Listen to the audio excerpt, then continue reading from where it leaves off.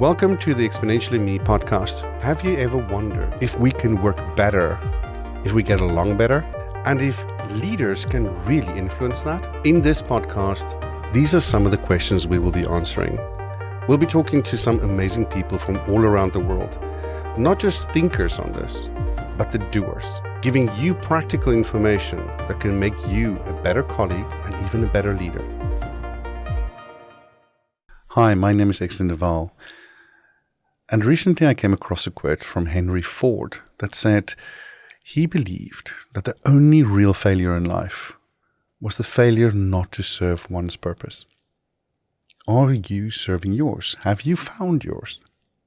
Well, today I'm talking to Adrian Saville, and I think he has. He became an investor straight out of his MBA, and that set the tone for the rest of his career. But that also meant at some point he had some information to share and he really wanted to. So he started sharing it at GIBS, the Gordon Institute of Business and Science in South Africa, where he's won the Excellence in Teaching Award 13 times over the last 15 years. He likes to challenge his students with impossible questions and push them till they find the answer. And I think that's an interesting way of teaching. Well, I can tell you one thing. He's pushed my buttons and pushed me to think more clearly about things. And for that, I will be ever grateful. Well, in this talk, we start about talking on the investment club he started and how that became a career. We ask, is it good to push against progress? And is the role of organizations that are even for-profit to be forces for good, to create purposeful change? We then go on to talk about inclusivity and how much space is there in the boardroom for that. How much do we allow for it? And what is feasible? We end talking about coaching and the importance of belonging. Well, without any further ado, let's hear from Adrian. Adrian, thank you for joining us today and taking the time. I've been really looking forward to talking to you. It's great to be with you, Extin. Thank you. One of the things I found interesting is that most people do a degree in economics or in business and then go work for somebody. You didn't. Why? Well, why? There were external circumstances and internal circumstances. So the way that I got to not work for someone was, as I was going through my education, I did a bachelor's degree, an honors degree, a master's degree, a doctorate, and I did that academic qualification series essentially in a straight line. And as I was going through my doctorate, I'm now in my 7th year or so of straight line education. I'm watching my peers, my colleagues, my former classmates are now starting to get their first promotions. They putting deposits down on homes, and I'm still a student. And I had a growing anxiety that I was essentially becoming unemployable, that by the time I eventually qualified, I'd have a whole bunch of paper behind me, but no experience. And a good friend of mine, I shared this with a very close friend of mine at the time, this anxiety that I had no experience in. But, there's lots of things that you could do which would evidence or demonstrate your experience. That, for instance, all of the people that you're talking about getting their first promotions and starting to have babies or getting married, they are sitting with investment needs, and the investment world is very intimidating. It's quite hard to understand the language. Very often the maths confuses, and products are difficult to look into. He said, why don't you set up like an investment club, and we get together people with a common set of circumstances, and we build an investment club for them. And I did that in 1994. The first year of my doctorate and the first year of my what I would call sort of official business experience.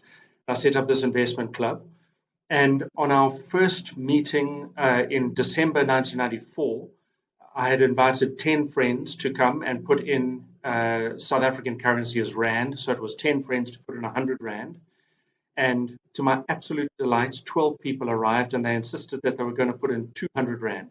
So that was my IPO, if I put it colorfully. And my IPO was oversubscribed.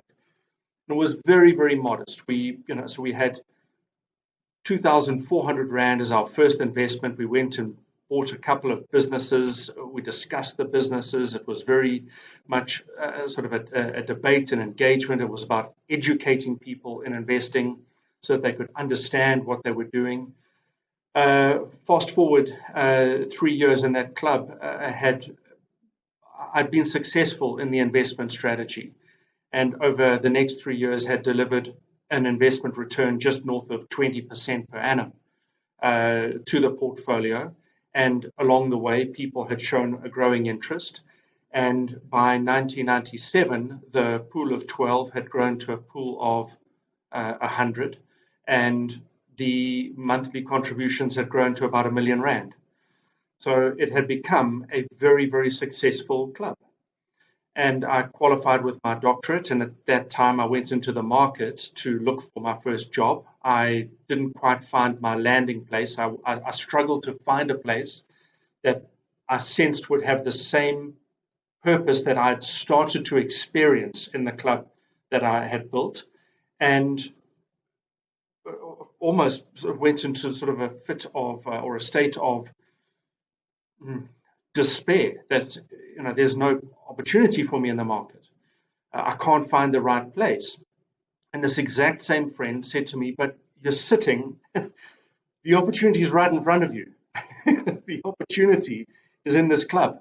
And I went to the regulator, which at the time in South Africa was called the Financial Services Board. I applied to the regulator to have this business registered. And 1998, the experience in the investment club became a licensed asset manager. Some part of that is circumstance, some part of it is external, some part of it is internal, some part of it is just accident. That's how I got there. And so the business was formed in 1998. I think you sell yourself a little bit short there. A buddy of mine, Mark Durno, we did MBAs together. He started the investment arm specifically in agri-foods at Rockstart.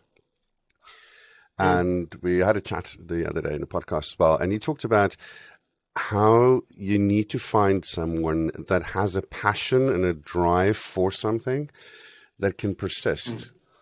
And it sounds to me like your inability to find another place became a driving force for you to look for something that would fit, and that made you open to the opportunity of doing something by yourself. Yeah, I think you capture it. I think you capture it really well because when you look backwards, you can retrofit it and you get a sense of, oh well, that's why I did it. I'm not sure that I had the sense of perspective and maturity at I must have been 26 or 27 when I started the entity. I'm not sure that I had this firm sense of purpose that this is why I was going to do it. I knew what I was about and why I was doing it, and that there was this low level of financial wisdom amongst my colleagues, that they were buying investment products and solutions that were actually mugging them, that they were being sold products that would never take them to the place that they imagined.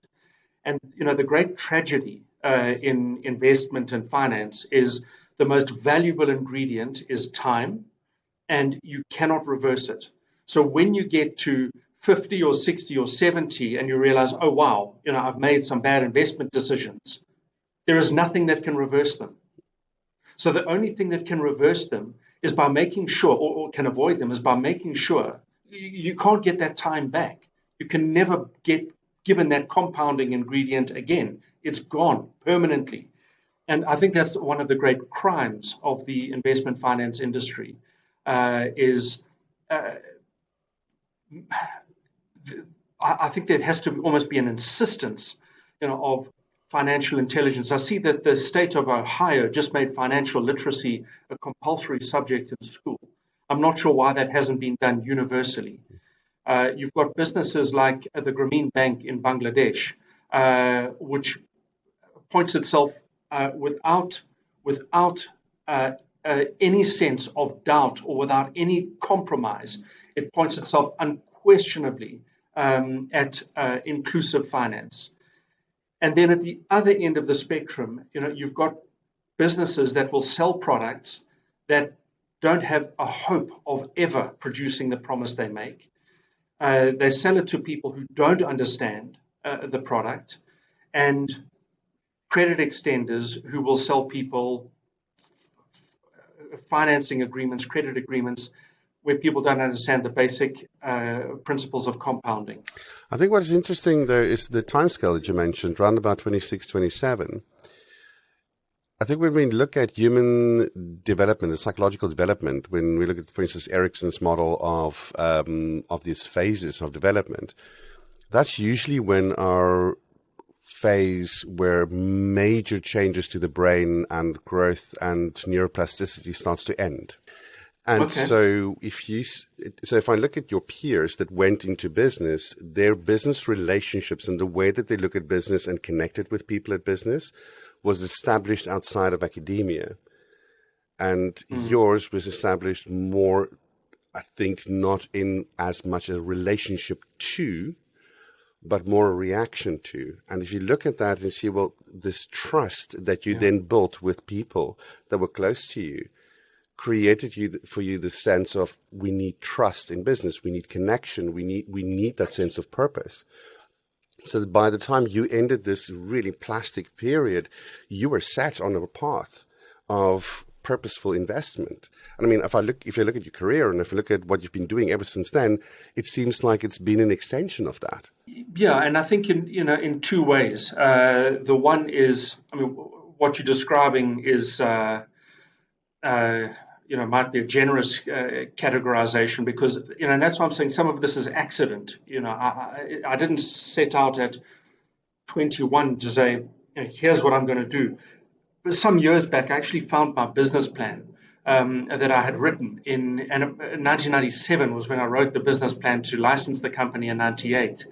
I mean, it reads as comedy. There's there's nothing what you plan that is actually materialized. What you envisaged doesn't quite transpire.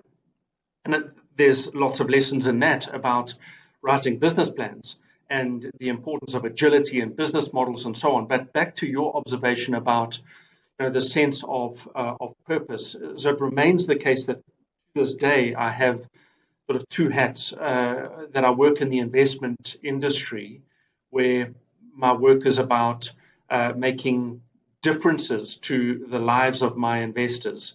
And I now work in the role of an investment specialist at a multifamily investment office.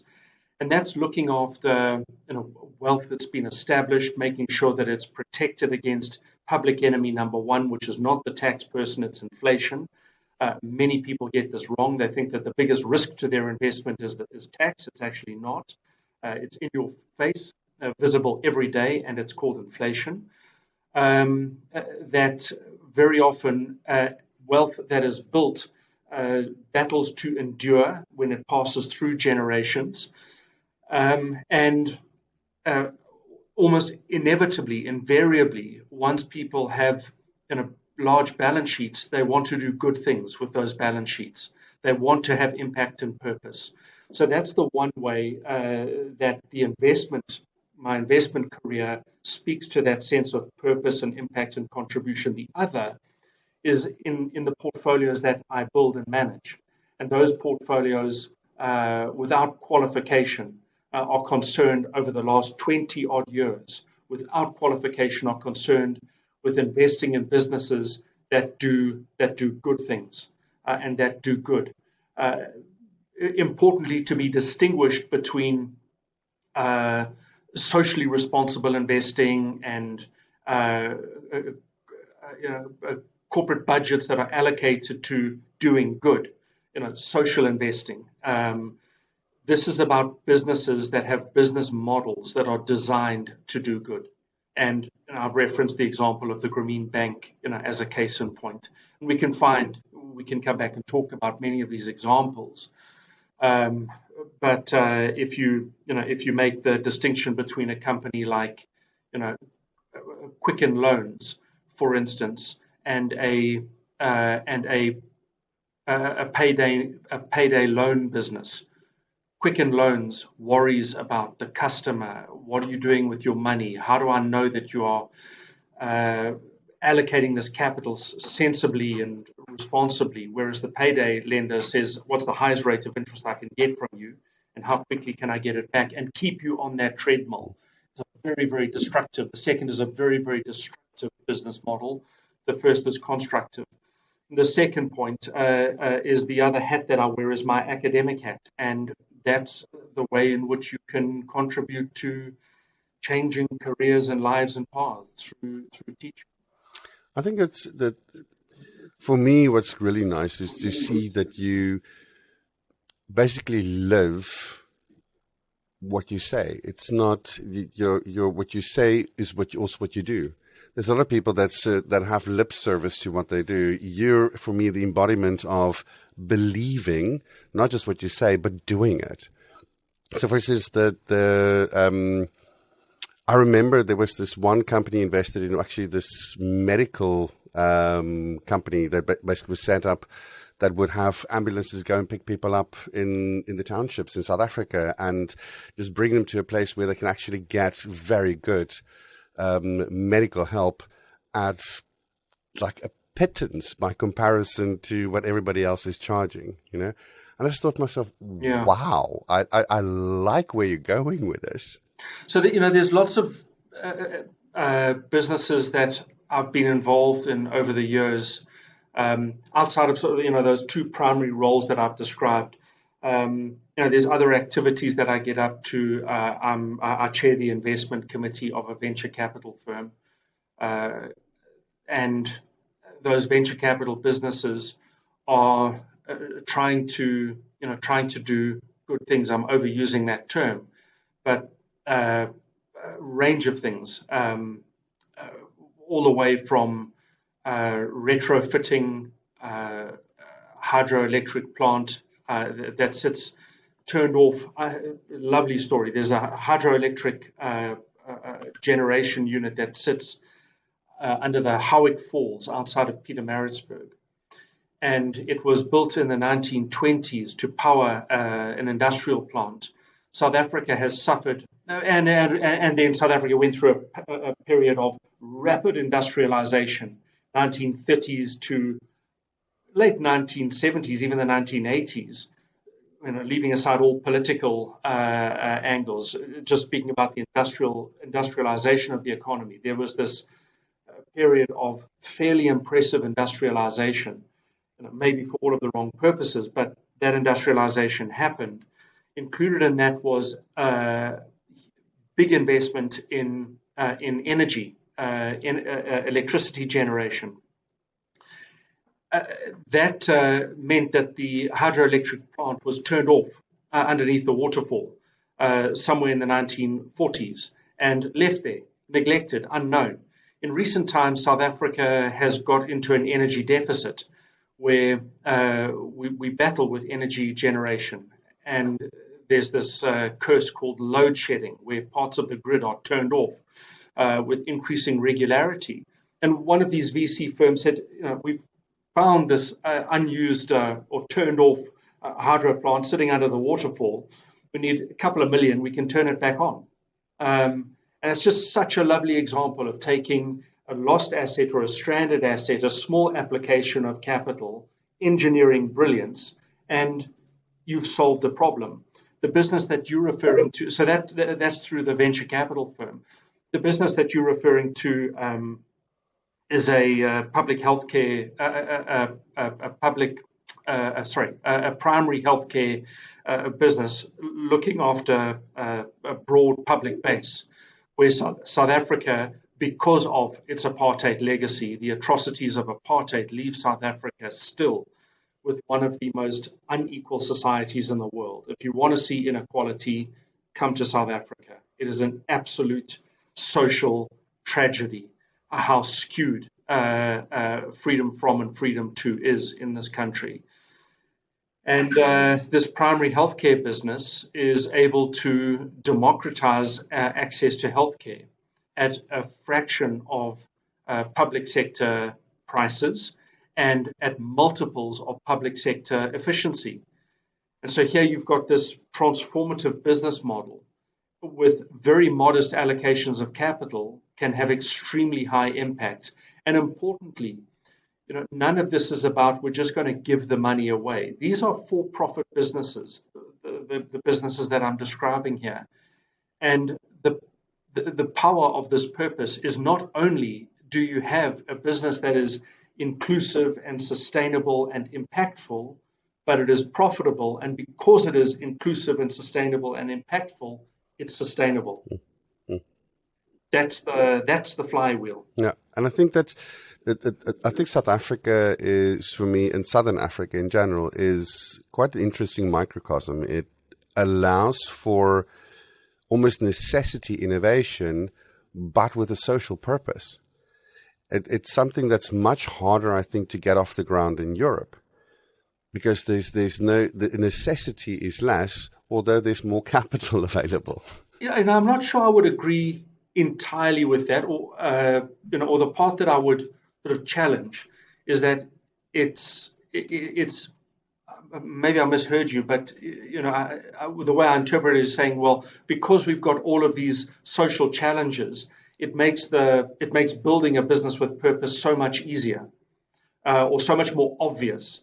And absolutely, I would agree with that. Another of my favorite examples is Spark School, Stacey Brewer's business, which uses the Khan Academy and rotational teaching methods to square up to South Africa's education crisis. And the education crisis includes this grossly skewed access or lack of access to functional education.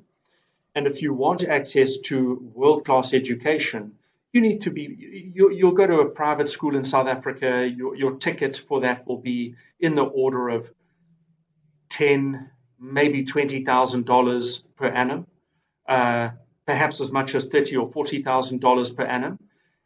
How many South Africans can access that? The 1%. 99% cannot. And what Stacey Brewer squared up to in building Spark Schools was, how do I change that being the accessibility of the 1%? How do I make it broader? Now, it would be grand to say she's made it available to the 99%, but she has moved the price point of effectively private school education down to public school prices. So now, for about $1,000 per annum, you can get access to this private school equivalent. So she's dropped the price by 95% in terms of access. That's very, very powerful. And I'm making a long point of it because you've touched a button. The reason why that's the reason why I think it is easier, and I would agree with you. The reason why I think it is harder is because, or maybe not always obvious, is there is if people are excluded and vulnerable, it's also a rich breeding ground for extractive businesses. It's a breeding ground in which businesses can be greedy and can prey on the vulnerable and innocent. And I can give you lots of examples of that, unfortunately. I think you're touching on something there that is quite interesting, because when we look at preying, right, or extractive businesses, what comes to mind are criminal enterprises.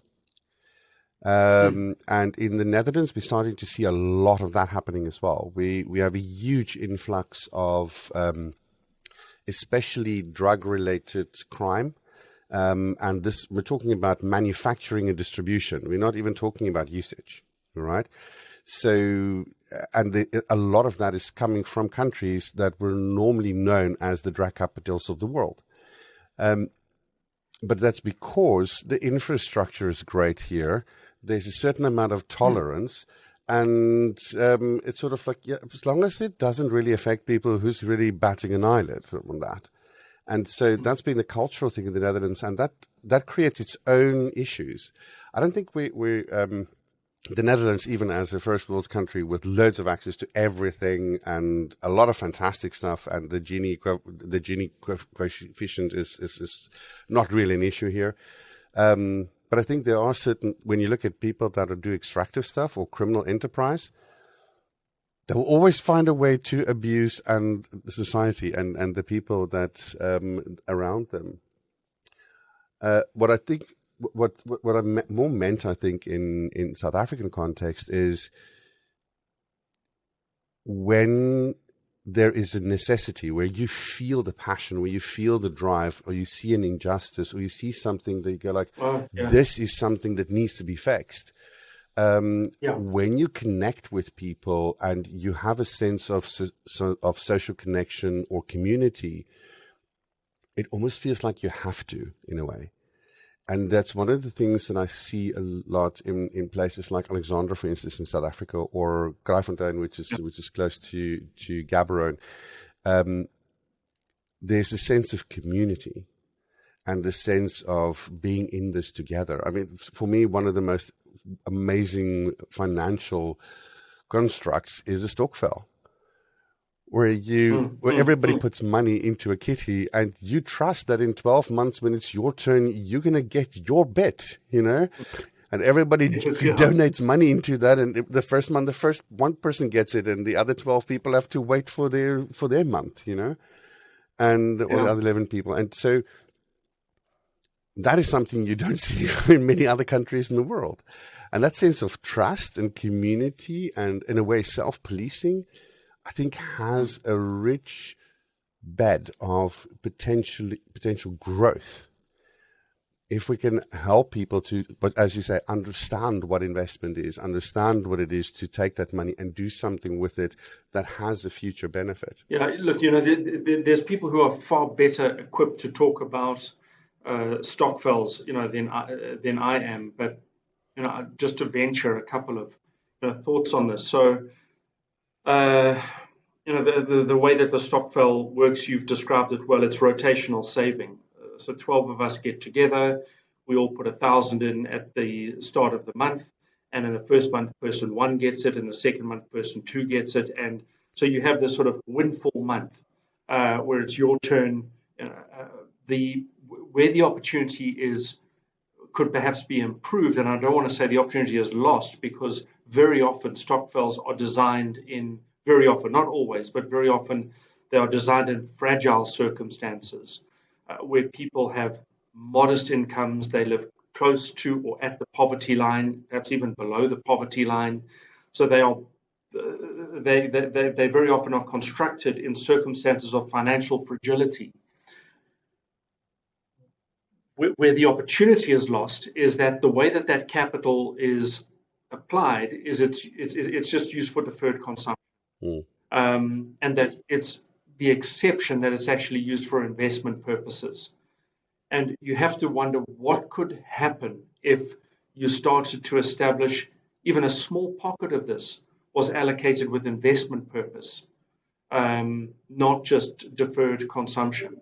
I think that where I saw that as a sense of hope and not just something that is for immediate consumption was when I talked to Leon. This is a guy that took us to Alexandra when I was there for the MBA exchange program. Leon's education, his tertiary education, was paid for by a stokvel. And the families involved then all rotated and helped to pay for everybody else's kids to go to university or to do tertiary educations as well. And it was expected for those kids to come back and do something back for the community. So you create a multi-generational wealth plan, I think, and generational wealth by doing it together. And I've never seen something like that before anywhere else. And I thought to myself, this is quite beautiful. Yeah. So these types of participatory finance, inclusive finance, uh,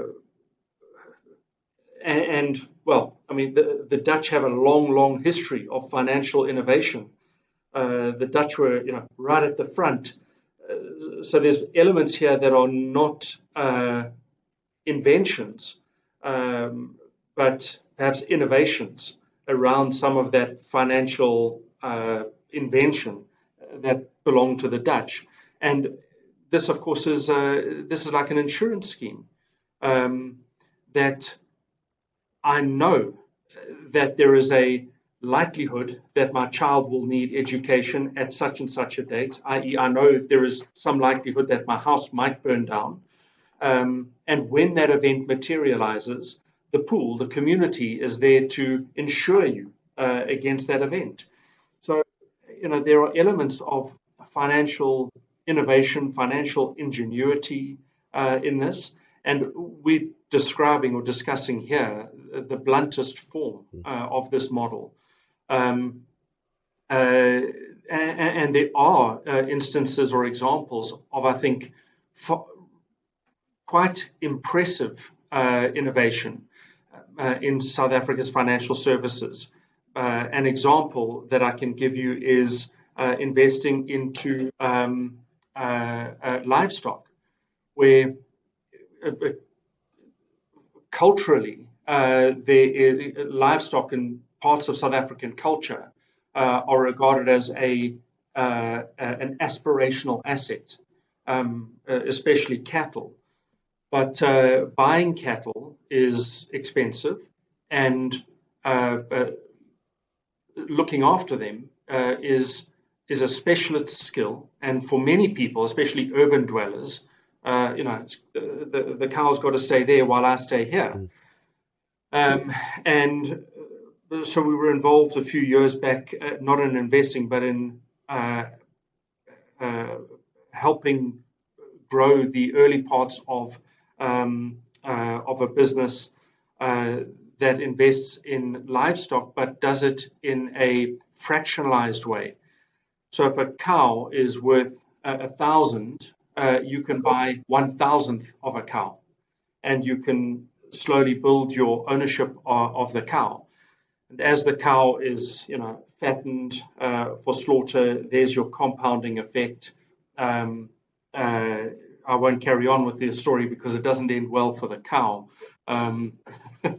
But that's the investment principle, and because the livestock is an aspirational asset, it also makes it that much more tangible than if you own some share in Bitcoin or some share in Tesla, which is untouchable and hard to see. But if I tell you own half a cow, that's much more tangible. You're talking to a farm boy. I mean, I grew up with that. My first cat. So you get the culture. My first cow that I had, I got as a gift from my grandfather. Okay. Yes, the first cow or bull that were born after your birth or on your birthday became yours. Okay. Right. So because my grandfather had a cattle farm. So I got a cow, right, or a heifer, and then my dad did artificial insemination for my grandfather and my uncle, and I said, okay, so can I owe you the money for that, but can you inseminate the cow, all right, or the cows as later on, because I mean my grandfather just said, okay, this one had one, let's get another one, and so whatever or the offspring with the cow was also mine, and so it just when I was sort of like 8, 10, I was saying, well, how do we do this with artificial insemination? Do I owe you? Can I sell a cow and get more of that? Because I hear you guys talk about this is the better route to go. So, and by the time I got to high school, I had a bit of a herd. And so one cow became many, and it always has to make me think, when people start talking about cows, it has to make me think about these jokes about the economic models expressed in cows. Yeah, indeed, yes. And so for me, that's always had this sort of connection, real Yes. tangible connection. I know what a cow looks like, you know. But anyway, so we're digressing. I want to talk to you about something else as well. Except that I know that you're very passionate about what you invest in, and these purpose-driven almost investments that you do. How do you explain that to students at the uni? Because I mean, you kept up your academic side as well. I mean, what you had in your 20s, academia and business, and starting your own business. I mean, it looks like it's one track that's just continued to this day. So, what do you do on the other side? It's a passion project. I absolutely love teaching. And maybe it's the universe playing a prank on me because I was not the world's best student. I don't think I gave my teachers the easiest time. But the universe has made it my purpose that alongside my investment, I must teach. And I find you can give so much back to society. They say in economics there's no such thing as a free lunch. I disagree. There are free lunches. And giving back to society through teaching is an example of a free lunch. And that teaching might be in classroom. It might be supervising a student's research. It might be having a coffee with a person who's struggling with finishing their degree, battling with a particular course, or finishes their degree and says, I want to go and start a business, or I need some mentorship or guidance. There are so many ways in which teaching parades. It's not just in the classroom. The way to think of it, obviously, though, is in the classroom. And I just get tremendous reward, satisfaction from seeing people go through very transformative experiences. I teach at a business school, so it's almost inevitably MBA students that I'm teaching. And when they arrive early on in the 2-year program, bright-eyed, bushy-tailed, in good shape because they've just come out of a December holiday, and you go into the first winter of discontent, and there's frustration and disillusion, stresses, anxiety, families missing in action, workers unrelenting. And what pops out the other side is a person who has been through a transformative experience in many, many levels and layers. In classroom moments where you can actually see people's eyes go, it's like the aha moment. It's like, wow, I get it. Syndicate work, which goes from people challenging their teams and constantly seeing problems to being taken across the line by their syndicate. The power of the community, the very, very lonely experience, or I think I've got the right word there. The lonely experience of your research, where there's only 2 people who really know what you're doing, and it's you and your supervisor. And you might know more than your supervisor. I mean, you've done this. You know how. So it goes from this community, this lonely. Maybe 2:00 in the morning, someone's reading a paper, and they're like, "This is what I want to do with it for the rest of my life." So there are so many ways in which this classroom experience is much, much more than classroom. But being able to teach, I think, is such a privilege. And the way that perhaps my teaching really translates is that I bring to the academic component the experience component, that I've built and run a business over 20 or so years. And that practical experience, I think, brings an element. I think for me, you're talking about transformative stuff. When I did my MBA, there's a few things that stuck with me. As you say, are you the best student? Now, I scored quite well on most things, but there was a specific aspect that was my passion, which is people, So teams and organizational behavior and things like that I didn't score that well in, because it was just as we were going for our exchange program in South Africa, and I was running a little bit behind, and I was organizing a lot of other stuff and passed it with flying colors, but it was one of my worst subjects. And I just thought to myself, but this is something that I really like. Why did I score so badly in it? And I started thinking about all the stuff that I've been reading over the last 15 years going before that. But I want to do more with this. So eventually it became almost like this passionate belief that I have to prove that I'm better in this than I am, or than I was at the time. And that became my thesis, the connection between people and the impact that it has on performance. And eventually, in this case, when I was studying in sales.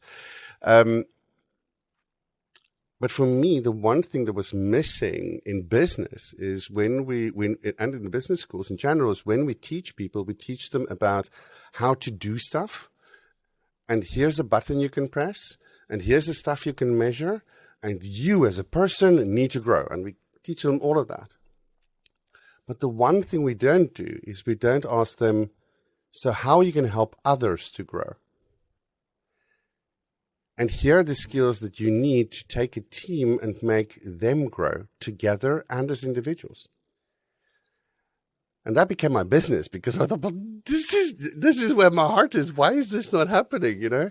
And so people like you, Patrick Flood, in this case here in the Netherlands, became, he's actually from Dublin, became my inspiration in that, because they were my teachers, and they asked the questions that when I came up short on the answer, went like, this is what I like. This is what I think needs to happen. So, but if you can talk a little bit more about that, what makes you happy? What makes you think that this is making a difference, or what you're doing is making a difference in students' lives? What makes a difference? You mean in terms of the teaching that I do? Or? Well, let me phrase it differently.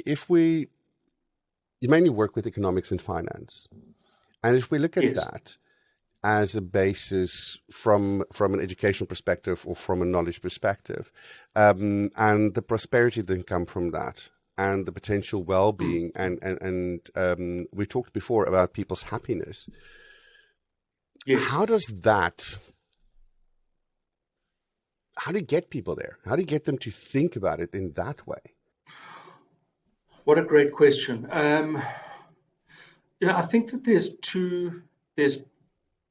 there's at least two things you make me think of here. The one is about we live in an unequal world. Very often, or increasingly, it is argued that the way to look after societies is to build walls. I thought that the nationalist sentiment that was growing through the last decade was going in the wrong direction. What I spectacularly underestimated was what the pandemic would do to sort of national sentiment, vaccine nationalism, putting up borders, red listing countries, excluding people. The world has become far more walled and bordered in the last 10 years, and even more so in the last 2 years under the pandemic. And that to me, that's one way of thinking about or recognizing that we're actually not in this against each other. We're in this together. And very often, when people arrive in, I better not lose my second point. I've got to put a peg in that. But the first point is about, so often when you start a conversation about economics, it's, okay, what do you believe? And how do you think the economy is taken to a better place? Here's what I believe. And now we're pitted against each other because we're going to debate good policy versus bad policy. That is almost inevitably, invariably, where economics starts and often ends. There's a fierce debate about policy. I think you've missed the entire point. What are we trying to do? Can we start with that? And that is where my classroom discussion in economics starts, is what are we trying to achieve? Because if we could agree on what we regard as our purpose, where are we headed, then we can worry about how we do it. But can we first agree on what we describe as well-being? And so my question to MBA students is, can you describe a prosperous country, a country that's doing well? And of course, they immediately default to the US. The US is doing well. Why? Because incomes are high and unemployment is low.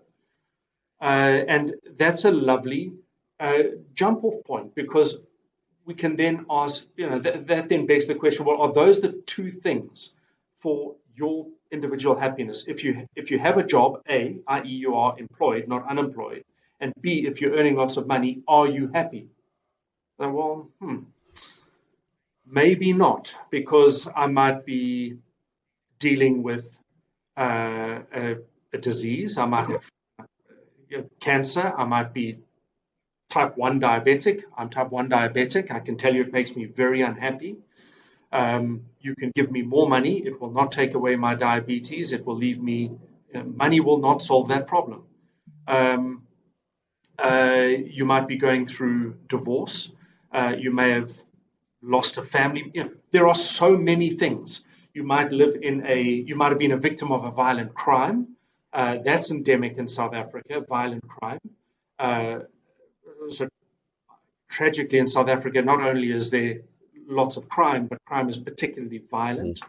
There are so many things that start to feed into happiness. I'm describing the negatives. Let me describe the positives too. When was the last time you went to a football game and saw your home side win, and you attended a football game with your children? When was the last time you sat on the couch watching a movie or read a beautiful book? When did you go for a walk with your partner, holding hands, sitting under a tree? All of those, and those are unmeasured by GDP. Yeah. I think what is interesting is on that point, are you familiar with applied positive psychology? I am not. Okay.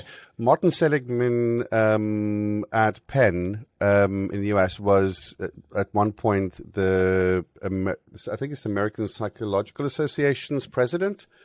And he sort of gave this first impetus into this movement that's now known as applied positive psychology, where the basic premise is psychiatrists and psychologists fix people, but how do we get people to flourish? So if you take people from a minus to a zero, like most medical practitioners do, they don't get you healthy, they get you not ill.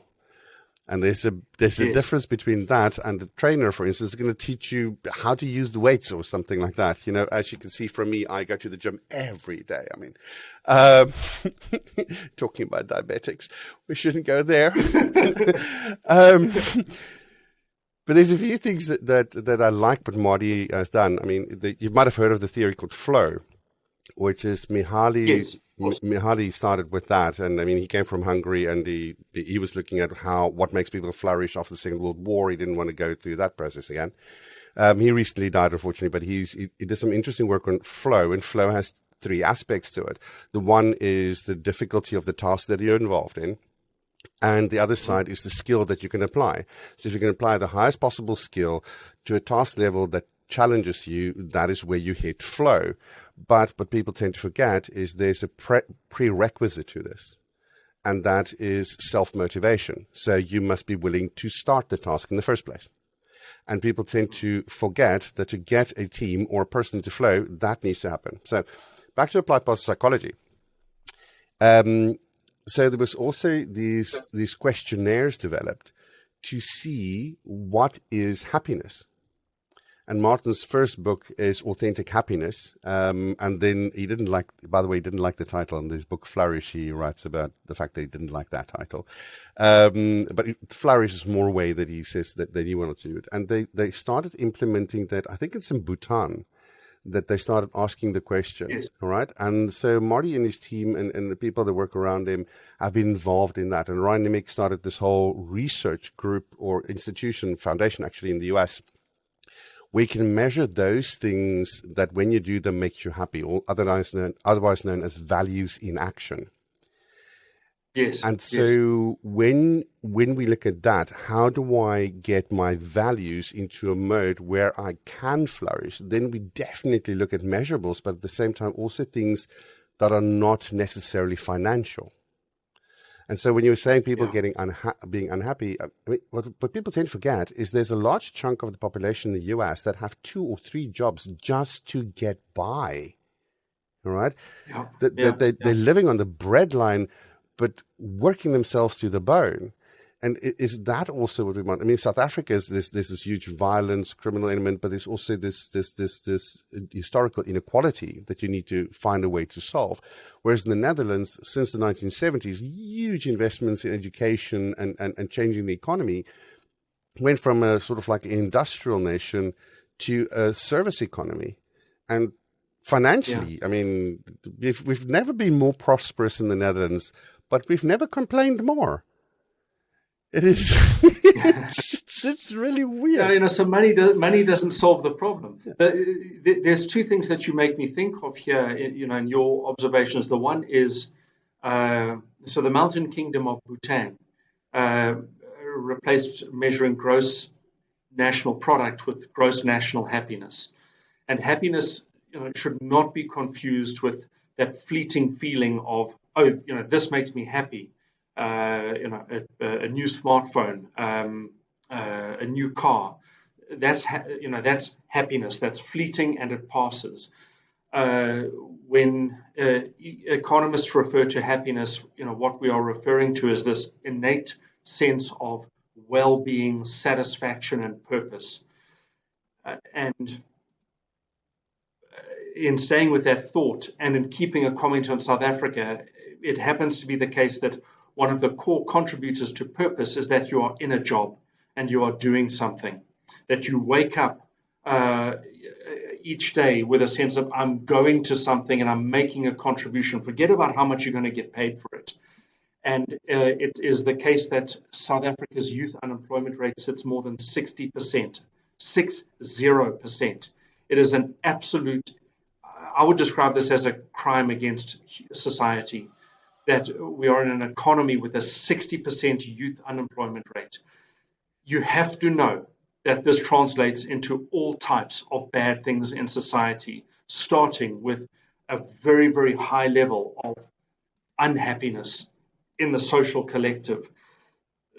How do we fix that? And that's when you start getting into those conversations in the classroom, people sit up with a sense of, here is motivation. I've got a purpose here. And that then takes me to my second point. So if that is the society that you live within, if those are your external circumstances, you said flow has 3 ingredients. The first one is then that's the motivating factor. We need to change this. And I use this teaching method. So I actually use the flow method in my classroom, where people are often surprised by the extent of their knowledge and skill and ability to become economists in the space of a course, and to think like economists, but also to challenge them, to put the challenge in the territory of what seems like improbable or even impossible. And where we finish the economics course that I teach, it is specifically designed to build solutions for what start as impossible tasks. And we finish with, wow, this is actually doable. And not only is it doable, we can agree on what we are trying to achieve. And economics moves from being this opaque, sort of hard to access, misunderstood, distant, intangible subject to, this matters a lot to me. I understand it, and I can do something. I think what's interesting there is when you mentioned the well-being. On one hand, it sort of, you have the motivation to go do something, as we said with the flow model, but then the well-being on the other side. How do you measure that? And I mean, Bhutan talks about happiness. I think what's interesting with Marty's work, what came after that, is when he started talking about flourish, he created this model called the PRIMA model. And the PRIMA model is about experiencing positive emotions, engagement for E, positive relationships, the R, meaning, and accomplishments or achievements. And I think that even if I go down to a township in South Africa, for instance, I love Alexandra because it's changed. Its cultural makeup has changed. When I remember it from the 90s, where there's a lot more violence, to where now it's much more cohesive in a way, and more community based. And I see there things like people are engaged in the community. There's positive relationships that people are forging. They're finding meaning in how they engage with each other. They celebrate their accomplishments. They don't mind showing it off or telling people about it. And that, to an extent, creates this positive emotion. So for me, it's almost like the PERMA model in action in a society or in a microcosm where financial means is not the primary driving force. Mm-hmm. And so that just makes me very hopeful that when we help people to achieve this ability to find purpose, find engagement, find ways of celebrating what they achieve, we can help people to flourish. We can help people to find something in life that's more than just the money. I love this reference to flourish, because I couldn't agree more. About the purpose is not to fix but to flourish. Fixing is a component along the way. And in this conversation, I'm also thinking back over our various talking points. I hear myself, coming across as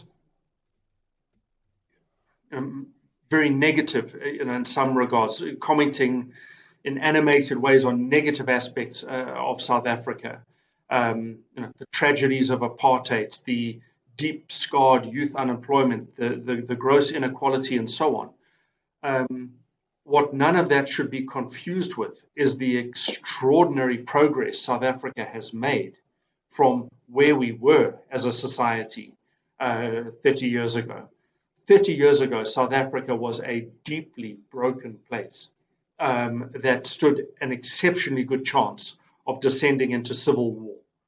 And that did not transpire, and where we are today remains the stuff of miracle, and that shouldn't be lost in this conversation. So, without question, there are parts of our outcome that we should be celebrating, and that indeed, are examples of thriving and flourishing outcomes. But there is much, much, much that still needs to be fixed. I think when you say that. You also, let me just do a short recap. I'm busy working on a speech which I'm going to be submitting to TED, but the basic premise of it is I've been through so much. So we use the word shit in my life. Okay, growing up in South Africa, everything up to including waterboarding, and so you've experienced so many negative things, but yet my outlook on life is not negative. Yeah. On the one side. The other side is why do we do these things to people? And so for me, then in the pandemic now, it's brought a lot of those things to the fore. Why are we so negative towards those around us? I'm not talking about even nationalism. I'm talking about within a country having these huge fights about being vaccinated or not, where it almost becomes a matter of principle to say no to something we don't even know all the facts about. It's almost like it's all these emotive responses that seem to be devoid of logic. I'm kind of like, why do we do this? And so I had a long talk with John Molidor about it. He's professor of psychiatry in also at Penn, and we talked about group forming, and basically so that in the first 9 months of your life, you start associating everything that's basically beneficial for you with your primary caregiver. And no matter what that primary caregiver does after that, you will forgive them just about anything, and everything that they do is okay. And everybody that doesn't look like them is a group. And they went further, and they didn't just look at different facial structures or skin colors. They even did it with monkeys. So they gave kids of 3 months old, they were exposing them to monkeys, and they could distinguish individuals. But by 9 months, they lost that, and the monkeys also became a group. So if we see everybody that is not looking like us, or actually like a primary caregiver, which often looks like us, as human, but as a group, I think it can explain a lot of the problems we're running into. But how do we break that mold? How do we create that reaching across to other people that doesn't look like us? I mean, I was lucky because I grew up in South Africa, so my nanny was native or black woman, a Setswana woman, and so Letta is like my second mother. And so for me, I grew up looking at multiple facial structures, and so when I see pain in a black face, I can recognize it. But when I went to China, I couldn't. All of a sudden, the faces were like blank to me. I couldn't understand what the hell's going on. Right? I eventually spent some time sitting there next to a lake in the middle of Beijing, just looking at people and finding body language that I could associate with facial expressions to see if I can figure something out. And one of the things is teenagers in love. They can't keep their hands off each other. So that's also true in Beijing. And so then you start looking for the facial features. Can I recognize them? And so for 3-4 day period, I started learning a bit more. But I'm just wondering, how do we create that conversation? The conversation that I think in an academic environment we can have this kind of conversation. Not because we need to convince each other of an argument, but because we can have the argument for the argument's sake to evaluate and to check and to test. They say if you want a really, really colorful dinner conversation, put up your business school 2x2. Pro-vac, no-vac, pro-choice, no choice. And sit back and watch. And it's a silly example, but it just hopefully it illustrates how quickly we polarize. That which camp are you in? Pro-vac, no-vac, pro-choice, no choice. And there we go. We polarize. There's our nationalism going. Right, we're starting to build walls. Yet everything we know about our research, our understanding, our observations, our participation as individuals, as communities, is that the collective is stronger than the individual, that the community is I would venture, almost the ultimate metric of well-being, and that enterprises, entities, communities that are diverse and inclusive are much happier, healthier places. Why is that then not our primary motivation? If that's all of the evidence, why do we behave in ways that polarize and oppose and build walls? That's the thing to solve. And we see this in so many places that all the way from board levels, through classrooms down to sports teams. Imagine building a sports team made up only of goalkeepers or defenders. So, why? We can see the basis for diversity and inclusion everywhere else, but then when we bring it into our existence, is like, well, no, hang on, that somehow doesn't translate. That, I think, is one of our primary purposes to fix.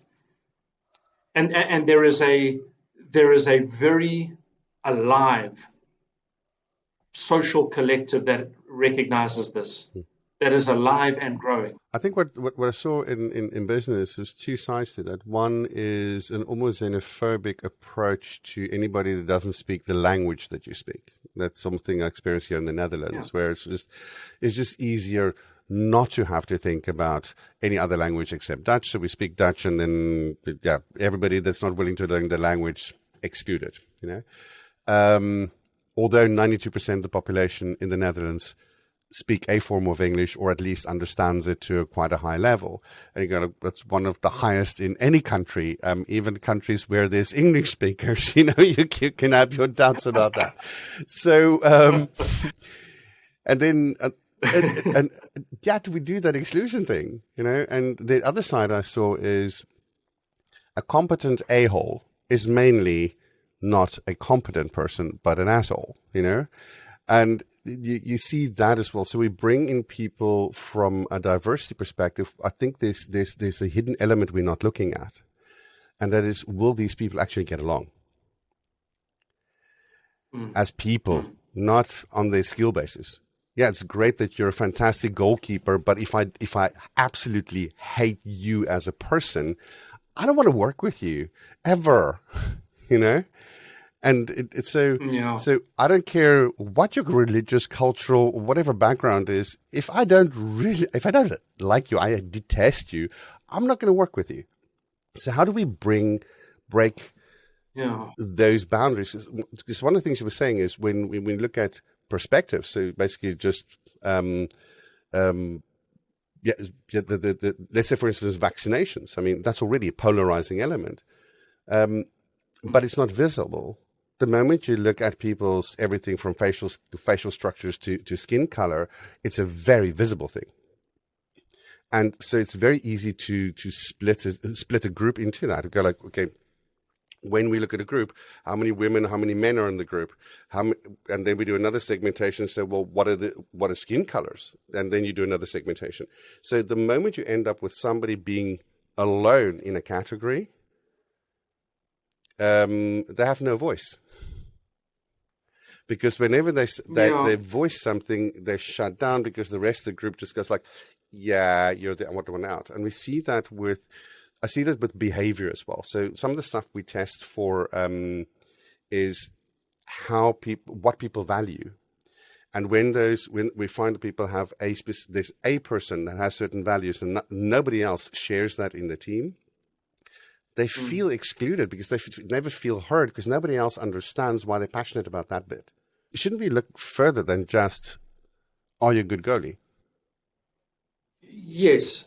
I mean, and, you're taking me a little bit out of my, this is not my area. You've taken me out of my comfort zone. I do work in diversity and inclusion. I've done a lot of research with one of my co-authors, Professor Charlene Liu. We work on inequality, and that's about exclusion. There's a few things that you flag here for me. The one is that you don't just want a good goalkeeper. You want a good goalkeeper that you can get along with. And that's about the sense of community and belonging and well-being. Whether it's at home, I mean, homes are made up of all types of differences. Homes are seldom, the same person, in repeat 5 times. Homes are diverse, but the powerful home is where there is this diversity and a sense of belonging and inclusion. I'm here, I'm home. This is where I belong. This is where I can participate. This is where I'm safe. And to me, that's the definition of inclusion, is you feel safe, you belong, you're psychologically safe, you're emotionally safe. Inclusion is not just you pitch up. That's cosmetic. And to evidence how easy it is to establish exclusion, one of the games that I play in my investment finance class is I divide the class by their birthday. Is your birthday on an even day or an odd day? And I put all of the even people on one side of the room and I put the odd people on the other side of the room. And I ask them to form opinions about each other. There you go. You've established attention. So these divisions are very often artificial. They are quite easy to construct. And the moment I've divided the room, they're not quite sure why they divided, but they know that the other is the other. and they are expert then on why they are stronger than this other group. So this I think I've made the point. The other is that when we look at teams and the performance of teams, another exercise that I use is called the marshmallow challenge, and we use spaghetti sticks and marshmallows and tape. There's some lovely stuff on this in design teams, CAD, and the marshmallow challenge has you balance a marshmallow on top of the tallest possible spaghetti tower that you can build in 20 minutes. And one of the great learnings of this marshmallow challenge is, amongst others, one of the great learnings is that diverse teams do much, much better than mono-channel teams. So all the way from boards to businesses to baseball teams to marshmallow challenges, diversity wins. I think what's interesting there for me in trying to explain that, there was a study done around cognitive empathy in the US. I can't remember which university it was now, but they looked at complex problem solving and various makeups of teams, and eventually they came to the conclusion that in general, teams with more women were able to solve more complex problems. Yeah. And so they were like, yeah, but how do we explain this? All right. And so eventually they started testing for stuff. And one of the things they figured out was cognitive empathy makes the difference, which is your ability to see that somebody else is feeling something, or in an innovation or problem-solving team that you can see that somebody else has an idea or is sitting with something they would like to say. And so the teams with high cognitive empathy, the amount of ideas that actually came to the table were more. Yeah. And I think what's even more fascinating is that test was originally developed by Sir Simon Baron-Cohen in the UK. And he then teamed up with 23andMe, and they looked at what kind of genetics can they apply to this, because his study is people with autism. And what they actually found out is there's a bell curve. On the one side, you've got people with autism, and people on the other side, which I like to call super seers. You know, people that they know what you're thinking even before you're thinking, actually, what you feel, you know. And so if we know that there's a genetic component and that women tend to be slightly better at men with the same genes, there's also a social component to it. Why aren't we testing for stuff like that when we're building teams instead of just looking at the superficial diversity that's more lip service? Why can't we just say, well, you know what, let's look for those people that are high in their cognitive empathy and bring them into the team, because they're going to make a real difference in getting the team to work better together. If you do that, what you will stop noticing in the fullness of time is the diversity, because the team is actually then an inclusive team. If you artificially construct the diversity, we'll take one of those, and there you go. There's your diverse team. The moment you take this diverse team into a stressed setting or into a social setting, the diversity will quickly disappear and people will polarize.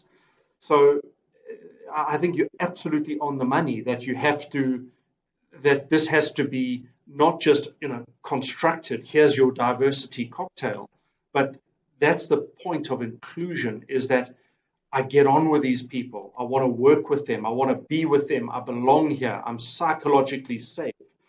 The other element that I think is really important here, and I've seen this in my wife's work, is that when you have these safe teams where you've got diversity and inclusion and the sense of purpose and belonging, that's where the greatest innovation happens. It's where people are willing to venture ideas, to be vulnerable, to try stuff. This is where you get the most out of businesses. And the stuff that has come out of my wife's name is Tashmir Ismail, and she builds inclusive business models. And this is, you were speaking about this earlier, Extine, businesses in Alexandra. So when you visit Alexandra initially, what you met with all those years back is very little industrial activity, high unemployment rates, low levels of employability, little diversity. It's demography is very, very similarly shaped. And what she builds with her team is business models that square up very impressively, boldly to that challenge. Fast forward to today, and what you find going on in Alex is hydroponic plant, where people are building vertical farms, growing butter lettuce and strawberries and farming tilapia in a township setting, and the offtake goes to Food Lovers Market. Mm. It's just fantastic. You've turned a township into a food exporter. I think what for me is fascinating about that aspect is, except for the production of food, it just reminds me of something.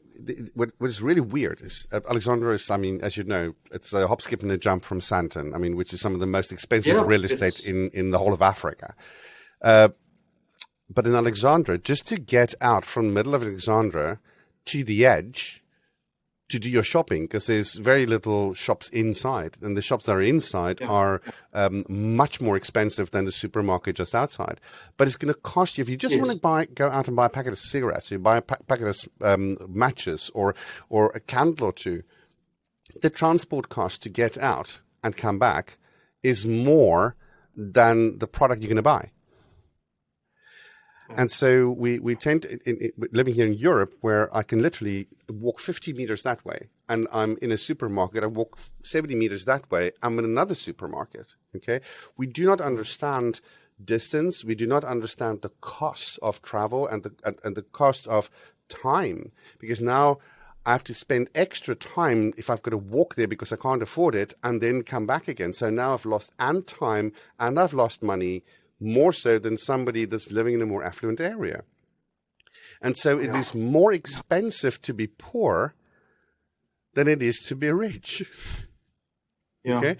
And so for me, when you're talking about a flourish, the well-being, the investment, getting people to understand, to shift their paradigm, to see the opportunities and the compounding factors, do you think there's a way in which we can bring that to people that do not have the money to get to an MBA? Absolutely. Absolutely. So one of the projects that I've been involved in over the last 10, almost 15 years is a model that is designed to identify the ingredients of prosperity. And we call it the six-factor model. When we started the work, I didn't quite know, that what we would call it today would be big data and machine learning. But that's what we started 2008. We gathered data for 160 countries, 60 years of data, 1,200 line items per country. And those line items are as different as infant mortality rates, number of girls that finish high school, unemployment rates, kilometers of tarred road, etc., etc. I mean, it's just 1,200 line items. And we threw these line items into a big pot, and we asked the machine to trawl through the data and find the things that correspond with countries that transition, transformative societies. They move from low income to high income. They move from low life expectancy to high life expectancy. They move from exclusive to inclusive, etc. That's what we call a transformative, or that's what we describe as a transformative society. And the machine comes back with 6 ingredients. Interestingly, education is one of them. And we sequence those ingredients. So is there a download order? They carry different weights. The ingredients are elevated savings and high investment rates, high savings funds, high investment, gross domestic fixed investment, so productive investment spending. The second is demography. You actually want more young people in your population than old people. Aging populations can't transition. Young populations transition. You need stable policy, not good or bad policy. An important message, and that for economists and policymakers everywhere. You need stable policy rather than good or bad policy. Openness. No country has got rich by building walls, so you need connectedness. But that openness is not just pull down the walls and everything will be okay, because pull down the walls and you might have colonization, slavery, and resource extraction. So it's functional openness, win-win openness. And then education and healthcare. Interestingly, up to 2020, when I have presented the six-factor model to executives, to classrooms, very, very few people have stopped me at healthcare to talk about healthcare. It's usually only the health professionals that want to talk about healthcare. Yet we've had it in the model for 12 years.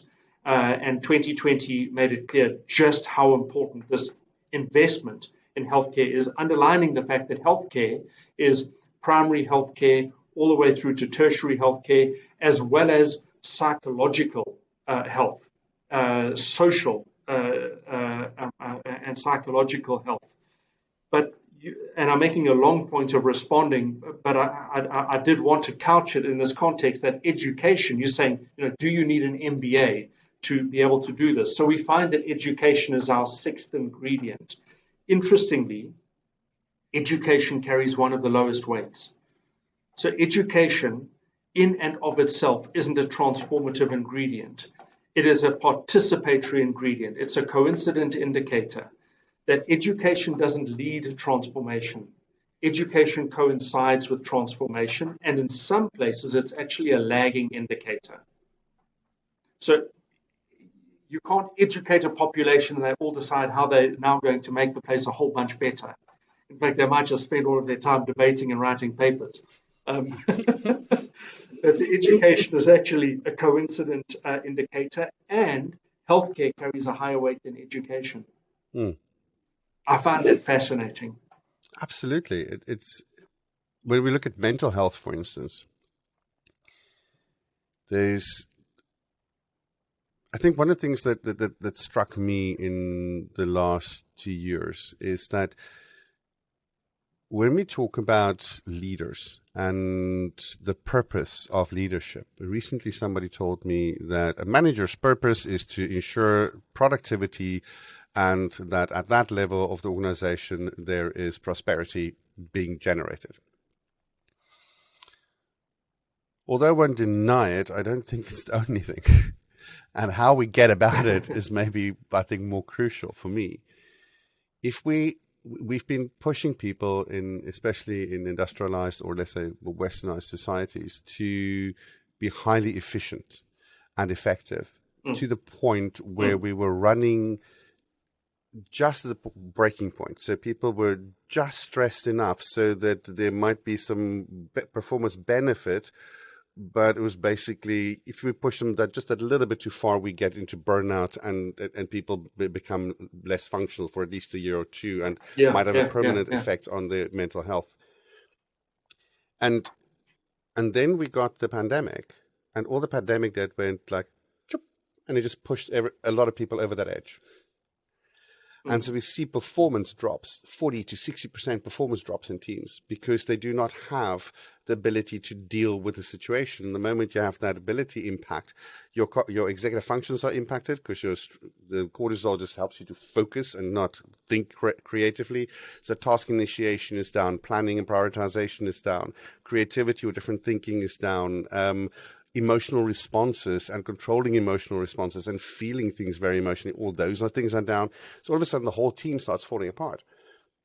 And so for me, when I look at leaders, I'm saying, well, but as leaders, if we're responsible for that ultimate performance, then in today's society, we need to understand that the importance of mental health and our responsibility as leaders in mental health. in every company, because we don't have 10 years to fix somebody that we broke in the weekend, you know? So, Yeah. and when Yeah. are we going to start taking financial responsibility for this, or just emotive responsibility? So one of my new pet peeves, or let's say new little slogans, is leaders are hope creators. And when we're not, we're failing. Because Yes. for me, optimism is seeing something that is positive in the future. Yeah, I can see there is a possibility. But hope is when I help people find the path to get there. And the moment I can do that, I create a hopeful society and a hopeful team. The moment I destroy the path, I get a hopeless team. And when people are stressed, the first thing they can't do is think creatively. So they ask, give me clarity. So the moment you get in a team, like there's a rise and give me clarity, give me clarity, give me clarity, tell me what to do, tell me precisely what to do. We need to know that team is under duress and stress. Yeah. Yeah. And then as leaders, we need to find the path. We need to say, well, there's that future. This is how we get there. So if we can see that future, how can we shape the leaders of tomorrow to turn them into hope creators, into people that find those paths? From an economic perspective, for instance, what do you think can we do? So three very quick points. I think businesses that do this will thrive over the others. That there will be a process of almost natural selection. And I recently was in a conversation with a business that has hired coaches in. That all of the team has access to a coach to help them deal with the stresses. These are spectacularly changed times for many people, and you're pushed out into the water. Good luck, make it work the other side. What has the business done to support you? And surely it's in the business's interest to do everything possible to make sure that you have a sense of, I keep using the term, but I cannot emphasize it enough, that businesses in which people have a sense of belonging, they are going to naturally be innovative, they're going to be problem solvers, they're going to be constructive, they're going to be contributors, and the business might measure that as productivity and profit. But that will be the result. Let me not get too carried away on that, but that would be the first point, and I think that those businesses self-select, and through a process of natural selection, they will come to the top. The other is the example that you make me think of is the Development Bank of Singapore under Piyush Gupta. And the way that Piyush Gupta solves problems, always a team-based approach and very, very diverse teams. Throw the diverse teams into a pot and say, here's the problem, I'll see you in 2 days. Solve it for me. There's the sense of purpose. We're in this together, and we've got a problem. Now we might be, as a diverse team, in a state of flow. You can also do this artificially, and I don't mean this as a negative observation on Piyush Gupta. I think that the management and his strategic foresight is absolutely brilliant. What I mean by artificial is that you can put these constructs in that will encourage or promote. And so he does two things, one of two things. At the start of each year, you must choose as a KPI, you must either do an employee journey or a customer journey. So you must go through the experience of what one of your colleagues does as their job. And man, this takes us back, Extine, to your point about empathy. If I have to learn your job, suddenly I've got a whole brand new lens. I have a sense of empathy. And the same with a customer journey is, how many times have you been? Just last night, I was on a call with a company. I was trying to solve a travel problem. They shall remain nameless. And I was thinking, boy, if you received this treatment, if I worked there, I would be ashamed. So make you the customer and experience what I experienced. It's like, okay, I've got to fix this. Now we start to solve together. And then the last thing, very, very quickly, is I've recently written a report for the ILO, International Labour Organization, where I had the good fortune of interviewing 5 executives working in Pan-African markets across industries to ask them how they have squared up to the disruption and the challenges and resolving to ensure that they promote diversity and inclusion. I have a very firm sense that the things that these businesses are doing are going to take them to a much, much better place. But those positive actions, you will get this reinforcing, and shareholders and analysts might measure this as productivity and profitability, and they might see it as dividends. The people inside of the firm will see this as purpose and belonging. They'll show themselves to us. You work a lot with leadership or people that are studying towards leadership positions. If you were to give them one tip into forging a team or forging a company even, that makes a difference, what would that be? Look, I've overused the term in this conversation, but there are few things that can sustain you more than a sense of purpose. So, what is it that you're about?